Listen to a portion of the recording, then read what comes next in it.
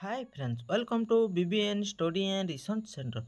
Action mode रे मोहन सरकार December सुधा सबु खाली पड़िथिया पदवी पूरण ପାଇଁ विज्ञापन आसंता मासर नियुक्ति मेला। तो देखंतु एक्शन मोड रे मोहन सरकार नहीं जाइछन्ति कहीं जो गत सरकार थिले से माने जो विभिन्न विभाग रे पदवी जो खाली पड़ीथिला ताको जो अवसरत प्राप्त कर्मचारी को नहीं करी चलौथिले बा कार्य करुथिले। तो एबे एक्शन मोड मोहन सरकार पूरा डिटेल्स देखा ता पूर्व जो मैंने चैनल रे प्रथम थर विजिट करते निश्चित चैनल को सब्सक्राइब करदेवे। यही चैनल रे गवर्नमेंट जॉब रिलेटेड वीडियो सहित अन्य सब वीडियो अपलोड होची जोटा आपन को हेल्पफुल हेबो। तो आसंतो डिटेल्स जानिबा। राज्य रे मोट 3,69,666 मूल पदवी मध्य 1,32,000 पदवी 1,32,469 पदवी खाली पड़ी। केते पदवी खाली पड़ी? 1,32,469 पद खाली पड़ी। राज्य में खाली पड़ता सरकारी पदवी गुड़ाक पूरण करेंगे मोहन माझी नेतृत्व सरकार एवं पूरा एक्शन मोड को आसी। राज्य में मोट मंजूर प्राप्त 3,69,000 खाली पड़ुवा बेले 1,32,469 पदवी पूरण पर सरकार एक्शन प्लान प्रस्तुत कर डिसेंबर सुधा खाली पड़ता समस्त सरकारी पदवी निमंते विज्ञापन जारी करने को सरकार नियुक्ति एजेंसी को कहुई। तो केते 4 मास भितर सबू डिपार्टमेंट जेत 1,32,000 वैकेंसी मध्य आपण 90,000 वैकेंसी केते ऑलरेडी रिक्विजिट एजेंसी को पठा जाइछि। तो यही 90,000 वैकेंसी बहुत शीघ्र पूरण हेबो। यह सहित आसंता सेप्टेम्बर मासरे राज्य में नियुक्ति मेला माध्यम 18,788 जन कनिष्ठ शिक्षक बाकी स्केमेटिक को नियुक्ति पत्र बंटन करेंगे बोली जमापड़ी। केते 18,888 टीचर जो पाई डायरेक्ट नियुक्ति पत्र बंटन करेंगे। केवल सेप्टेम्बर मासरे 7 नियुक्ति मेलार आयोजन करी 21,918 वर्गर पदवी योग्य प्रार्थी को नियुक्ति पत्र बंटन कर निष्पत्ति नहीं सूचना मिली। केते सेप्टेम्बर मासरे केते 7टी नियुक्ति मेला अनुष्ठित हो माने सेप्टेम्बर 7टी नियुक्ति मेला अनुष्ठित होकर 21,000 पाखापाखि केते आपणक 22,000 पाखापाखि कौन नियुक्ति मेला नियुक्ति पत्र बंटन करा जिवो।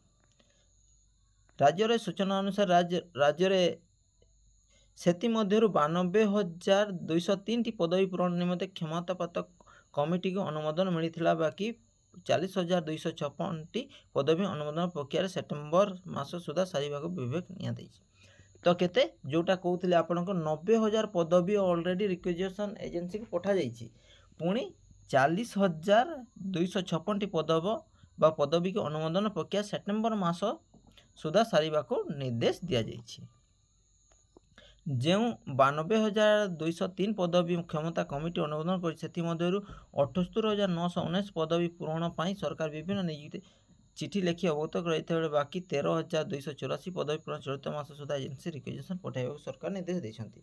तो केते 90,000 जो अप्रूवल होता 78,919 वैकेंसी ऑलरेडी रिक्विजिशन एजेंसी की जो माने बोर्ड अच्छे जो मैंने कंडक्ट कर जो मैंने परीक्षा कर द्वारा परिचालना होची से माने ऑलरेडी 78,919 पदवी पठे जाइए। तार 13,000 चलित मास बाकी थी 13,278 पदवी चलित मास सुधा नियुक्ति एजेंसी को रिक्विजिशन पठाइबा सरकार निर्देश देइछन्ति।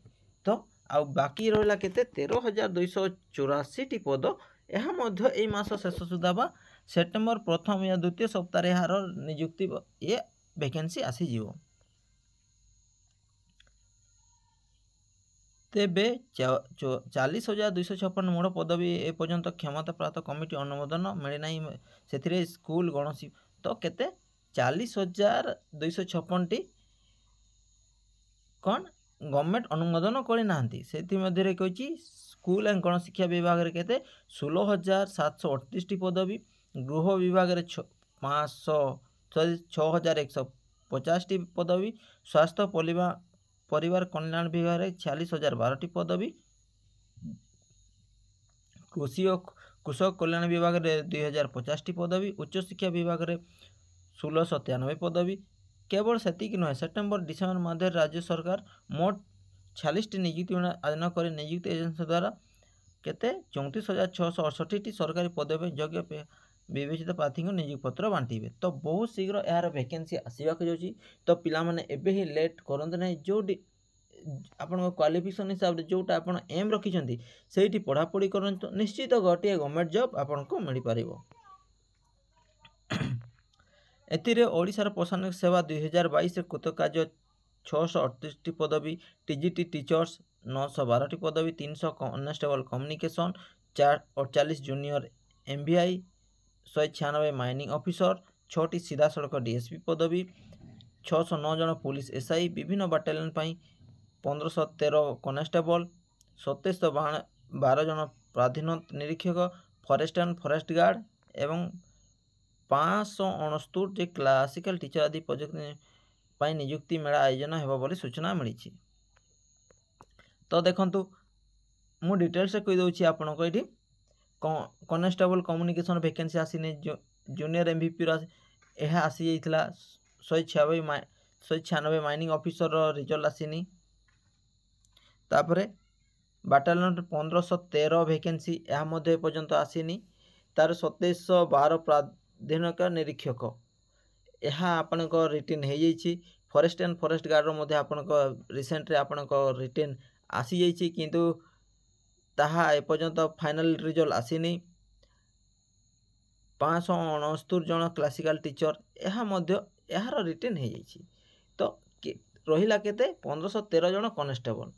देखंतु 1513 जन कॉन्स्टेबल रो वैकेंसी आसीबार अछि, प्लस यह हूँ ओसीपी आईआरबी बाटालियन, प्लस आपण को पुरी रे केते 811 ना 911 वैकेंसी आपण को ओसीपी आईआरबी रिक्रुटमेंट करिवो, बा एसएसबी स्पेशल सिक्योरिटी बाटालियन यह मध्य केते 811 वैकेंसी।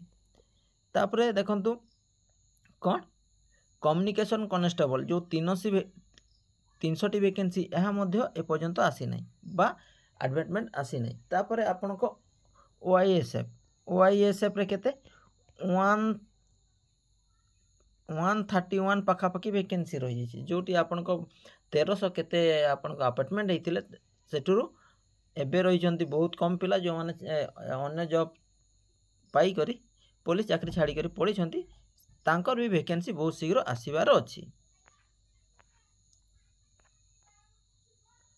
तो पिला माने एही इनफॉरमेशन टी केमिति लागला निश्चित कमेंट मध्य जणेबे, एवं भलो लागितले निश्चित वीडियो को लाइक सब्सक्राइब एवं बहुत मात्रा रे शेयर करिवे। Thank you, thanks for watching.